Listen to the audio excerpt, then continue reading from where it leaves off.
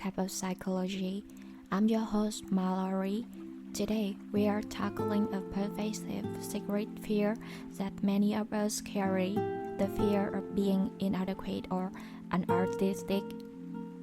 Have you ever stood before a famous painting or listened to someone analyze a film or a song and felt utterly confused because you felt nothing at all?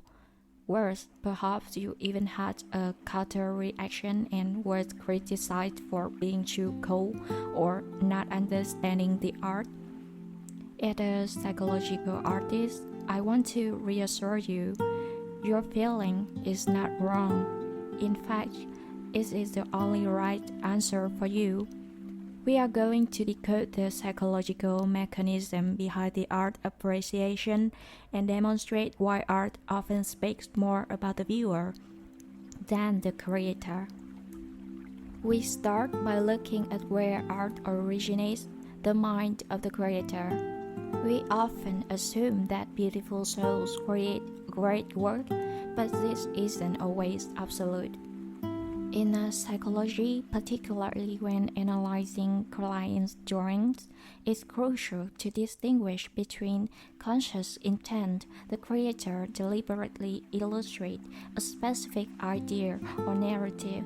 Example, a statue intended to represent justice. And unconscious action, what emerges naturally without censorship, like color choices, placement, or shape, which reflects a deeper psychological state. Simply looking at the artwork makes genuine intent speculative. That's why in therapy, we must combine observation with direct conversation about what they drew. A circle might be a sun, conscious intent, or a feeling of being isolated, unconscious meaning. This means that when you stand before a piece of art, you cannot be certain of the author's true intent. Even if they claim it, the work has detached from the author and exists independently.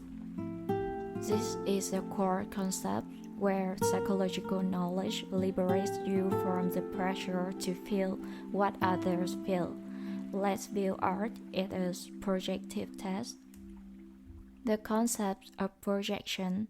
This is a psychological defense mechanism where we unconsciously attribute our inner feelings, experience, or belief onto others or external objects. Profound, ambiguous art, especially abstract paintings or multi-layered literature, functions like the Rorschach test. When you look at it, your feeling is less about the art and more about you. If someone says a painting is full of sadness, it may be that they are carrying that sadness internally. If they see freedom, they might be seeking or currently experiencing it. And how to distinguish expertise versus projection. The expert analyst, they use knowledge of history, technique, context, and agreed upon symbolism to make a critique. Their observation may be partially accurate contextually.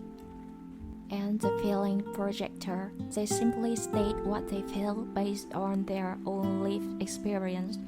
This is a powerful act of self-narration triggered by the visual impact of the piece. So, what does this mean for your confidence? The only thing you need to understand is to feel the art with your own sense and just the things you experience. Never let yourself feel confused or doubt yourself when you don't share the popular sentiment.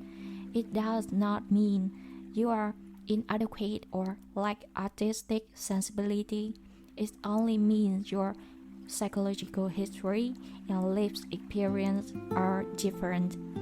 Some famous works are simply famous due to collective praise, and people believe in certain meaning because of a need for belonging. Use self-compassion to accept that your feelings are unique and valid, You don't need to force yourself to feel that a character is pitiable if you genuinely find them blameworthy. Art is a gift, and the greatest gift it offers is the opportunities for self-exploration. Next time you stand before a piece of work, remember it is a mirror. If you see chaos, ask, what is chaotic within me?